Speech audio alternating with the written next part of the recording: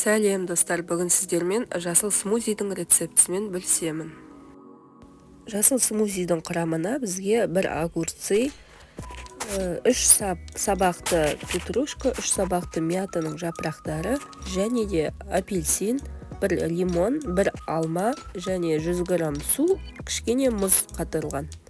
Осындай заттар керек болады. Осылай барлығын турап аламыз, огурцымызды саламыз, одан кейін петрушкамызды және мятамызды сабақтарынан алып тастап, тек қана жапырақтарын барлығын салып шығамыз. Одан кейін апельсинімізді, лимонымызды, алмамызды сырттарын ашып, қабақтарын ашып болып, кубиктап турап, оларды да салып жібереміз. Содан кейін барлығын бірге суымызды, мұзымызды салып, жақсылап араластырып шығамыз. 1 минут бойы араластырып тұрсаңыз, өте жақсы болып, барлығы ішінде бір келкі араласып, өте жақсы смузи шығады. Бұл витамин, дәрумендерге өте бай. Адамдарға А витамині, К витамині бар, сүйегіне және А витамині адамның көзінің жақсы көруіне өте қатты көмектеседі. Сондықтан бұны көбіне кешкі асты жасап жеп болғаннан кейін, осылай жасап ішсеңіздер өте күшті, асқазаныңызды да жақсы тамақтың қорытылуына көмектеседі. Және де осындай қыс мезгілінде өте керек.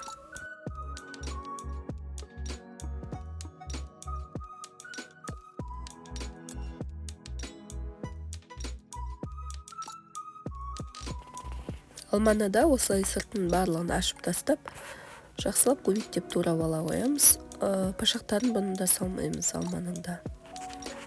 Одан кейін барлығын осылай салып, блендермен кішкене езіп аламыз.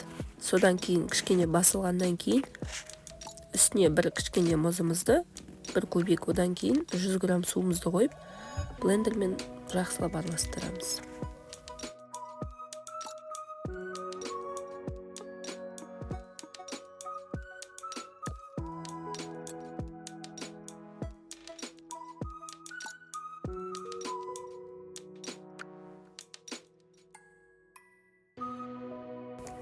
Мінекей, осындай смузи дайын болды. Менімен бірге болғандарыңызға рахмет. Дайындап көріңіздер. Күнделікті таңғы асқа және кешкі асқа ішуге болады.